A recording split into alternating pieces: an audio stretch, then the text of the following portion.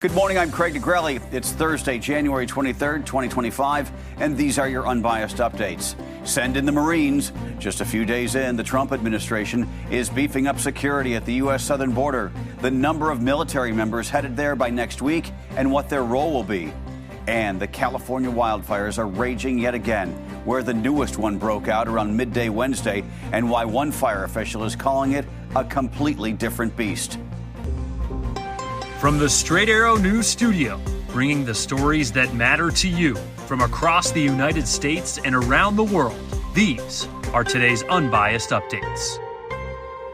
This morning, President Donald Trump taking more swift action to follow through with his day one executive orders, with the Pentagon announcing it is deploying an additional 1,500 active duty troops, meaning Army soldiers and U.S. Marines, to the U.S. southern border with Mexico. They will head to El Paso, Texas and San Diego, California, and be there by next week. And there might be more to come.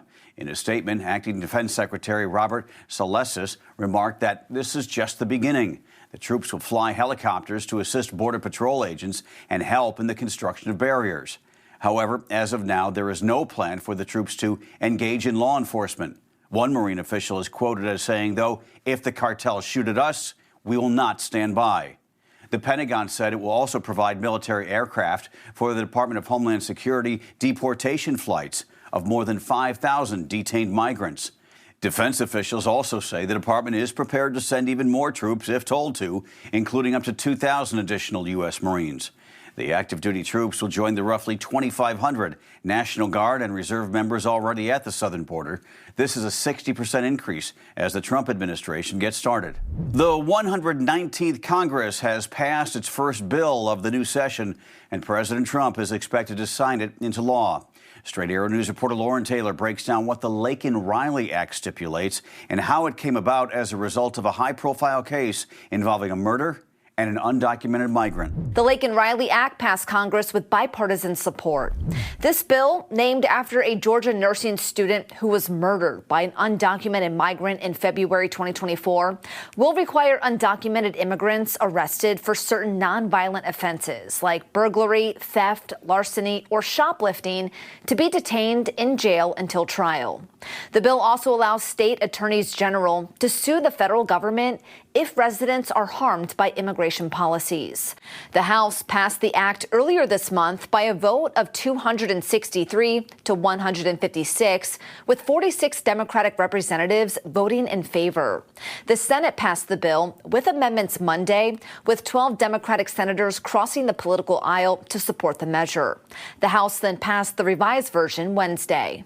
Georgia Democratic Senator Raphael Warnock voted to pass the Laken-Riley Act, saying in a statement, the bill was not what he would have written, adding, "I hope today's vote is a genuine step toward true bipartisan cooperation to secure and strengthen resources at our southern border, smooth our asylum processes, and find a dignified solution for the scores of law-abiding undocumented Georgians working on our farms and in our communities."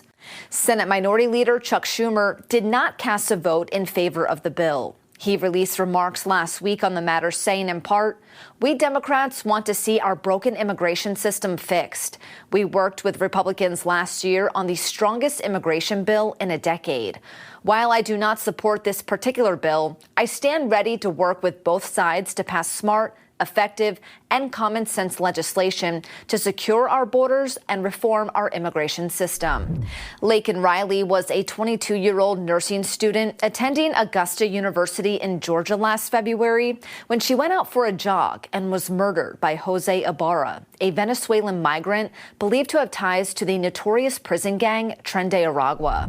Ibarra had been arrested twice, once in New York and once in Georgia, on unrelated crimes in the months leading up to Riley's murder, and authorities released him before trial.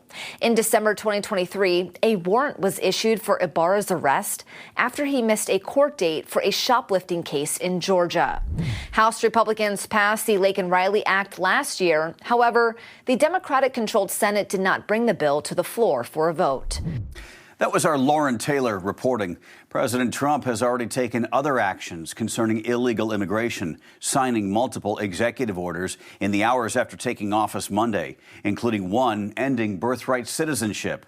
and ending a Biden-era policy that limited ICE arrests to serious criminals, national security threats, and recent border arrivals. Turning to President Trump's latest appointments, the president has tapped his personal security director, Sean Curran, to head the Secret Service. Curran was one of the first agents to rush on stage when a gunman opened fire at a campaign rally in Butler, Pennsylvania last July. A bullet hit Trump's ear, bloodying him as he was in the middle of a speech. In a post on his Truth Social platform, Trump called Curran a brilliant leader and said, quote, "He proved his fearless courage when he risked his own life to help save mine from an assassin's bullet," end quote. Curran will replace Ronald Rowe as the agency's director. Rowe took over as the head of the Secret Service in July after then-director Kimberly Cheadle resigned in the wake of that assassination attempt, in what many believe were failures by agents to secure the building where the shooter fired from. A second attempt was made on Trump's life while he was golfing in Florida in September. An agent spotted a gunman in the bushes.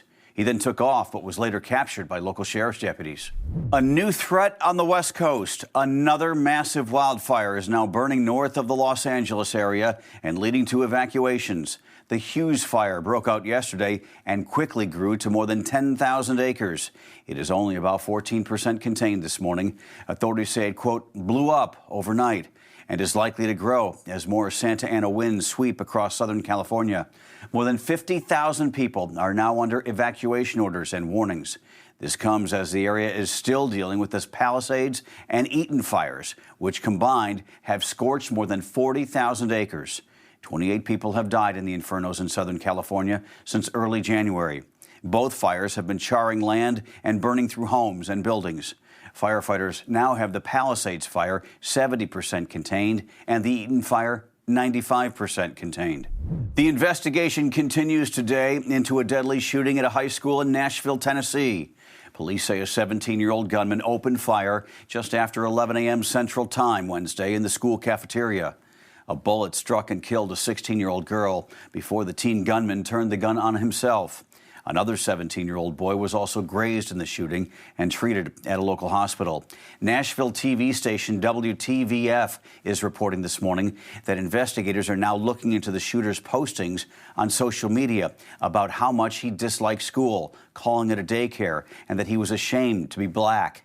Police have not identified any connection yet between the gunman and the victims. Authorities say they might have been struck by random gunfire. The high school is closed for the remainder of the week. Finally this morning, in little over a week, the best in the music industry will be honored at the 67th Annual Grammy Awards. One of those looking to win big, artist Post Malone, who is up for 8 Grammys, including Best Country Album and Record of the Year for his collaboration with Taylor Swift. But before Post Malone gets to the Grammys, he's working on another collaboration. Introducing the Post Malone Oreo. The singer, known for his hit Circles, worked with the maker of Oreo to create a new version of the popular cookie. The limited edition Oreo features a first-of-its-kind swirled cream combining salted caramel and shortbread flavors, sandwiched between one chocolate and one golden cookie. Would you eat it? The Post Malone Oreos will be available nationwide starting February 3rd, the day after the Grammy Awards. By the way, I absolutely love his duet with Morgan Wallen, I Had Some Help, and his combo with Blake Shelton, Somebody Pour Me a Drink. Wow, those are 2 good songs, and I love to hear them on the radio. Those are your Unbiased Updates for this Thursday. We'll see you back here tomorrow. For all of us here at Straight Arrow News, I'm Craig DeGrelli. Have a great day.